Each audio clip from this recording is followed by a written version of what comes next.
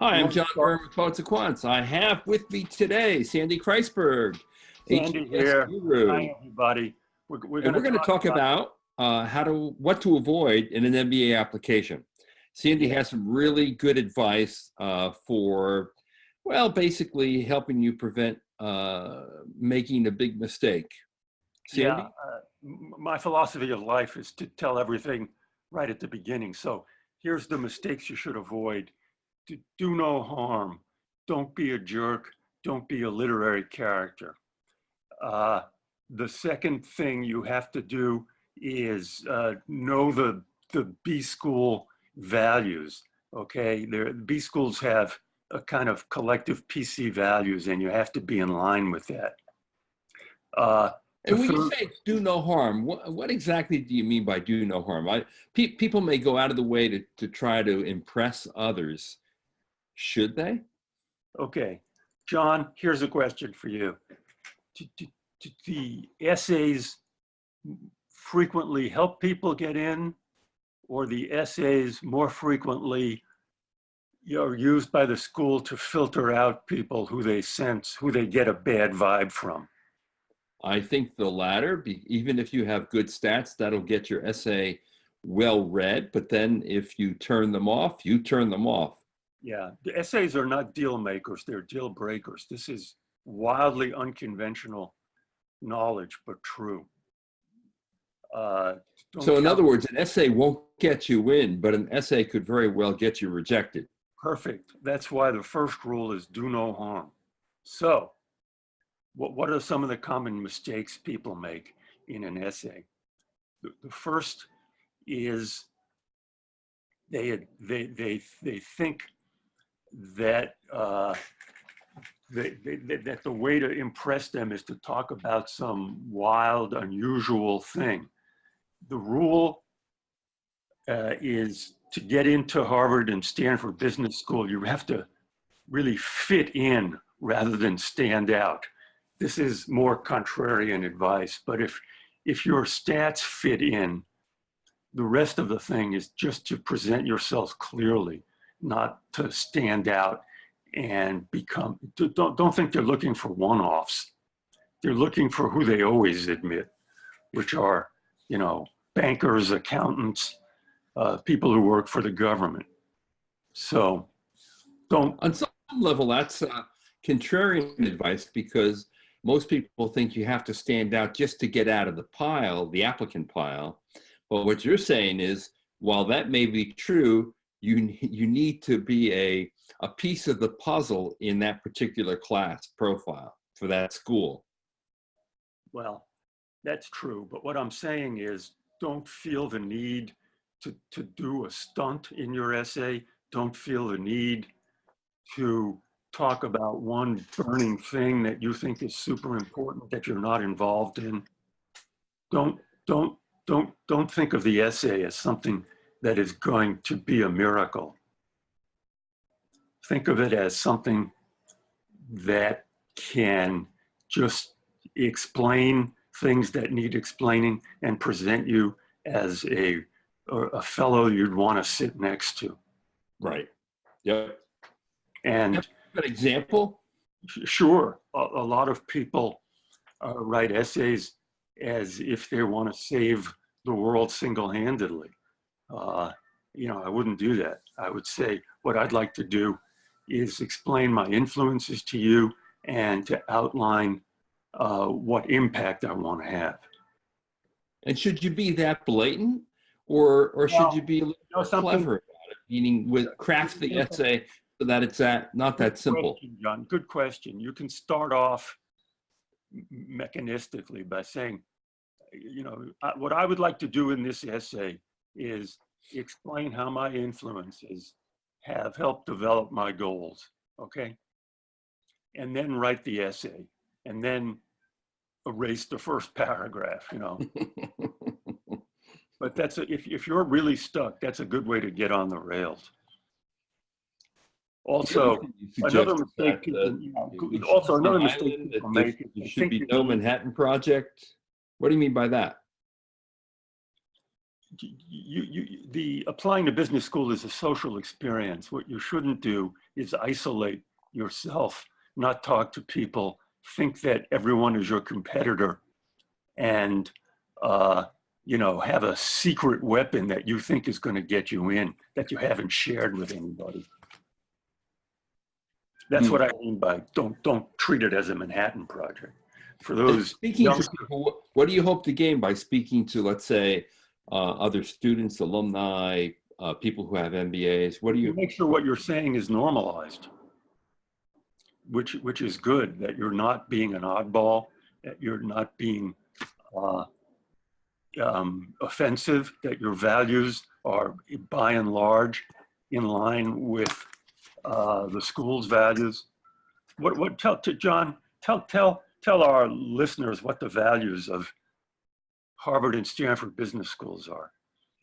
Well, teamwork, collaboration, having a desire to do good beyond yourself, meaning being ambitious for others as opposed to yourself. Excellent. Yeah, right. Okay. A lot of people think that their values are work hard and make a lot of money. I'm serious. So get that idea out of your head and don't present yourself that way. Right. If you apply to Wharton and they say talk about an accomplishment, a good way to do that is to say, an accomplishment I did was when I was heading a team of A, B, and C. Okay, that would be a team of technical people, a team of marketers, and a team from the client.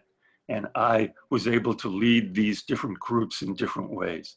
That's a perfect essay, if you can bring it off. Mm-hmm. Another issue are rec writers, right? Yes. This is less How do you like vet them? You negotiating with your rec writers is part of the process. It's an unstated part of the application. Okay, you have to figure out who to choose, and you have to talk to them or negotiate with them, or ask them to do you a favor, and then you have to prepare them. And what they probably will say is, okay, you know, give me a draft of the recommendation and I'll use that. Be prepared for that and know how to write a recommendation for yourself. What should, okay, if not doing the actual recommendation, what should a memo to a rec writer look like? For one thing, it should not arrive as the first thing his first awareness that he's helping you apply, okay? So what it should look like is, dear Mr. Rec Writer, you know, thank you for agreeing to do this. As we discussed last week, I have outlined below what my accomplishments have been at the firm. And I've also attached materials that outline what the values of the school I'm applying to are. And as we agreed last week, I've actually written a draft of the recommendation according to this school's template. That's what you should be striving for in a rec. And how specific should you be in that memo or that letter? I mean, should you recount an anecdote of one or two things, specific examples of your contribution to the firm? The best thing you can do is write the recommendation and give it to the guy. Isn't that a no-no, Sandy? Well, no. Well, it's what it is a no yes. Okay. What do you mean by that? Schools may tell you not to do it, but everybody does. Oh, right. And it also, getting a good rec requires the cultivation of your recommender, right? You don't go up to them 1 week before the deadline and say, hey, I need a rec from you.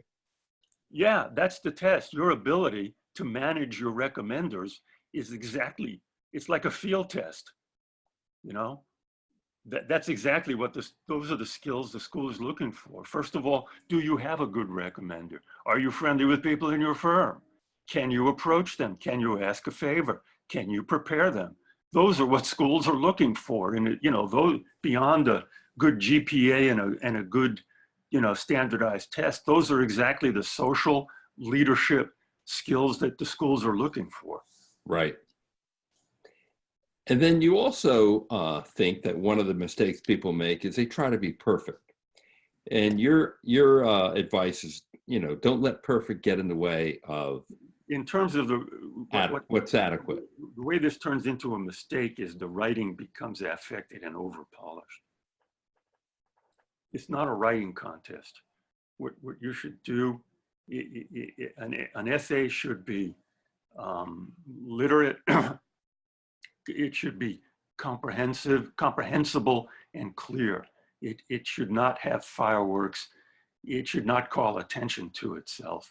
It should just be an instrument for conveying information. That sounds rather boring. Let me say this again and underline it. Essays do what, John? Get people in or keep people out? Keep people out, so do no harm. Don't try to be flashy. Don't try to write a New Yorker essay. Yeah, don't try and write anything that's affected or calls attention to itself. Do no harm. This is contrarian advice. I'd be happy to have people disagree with it in the comments, but I truly believe it.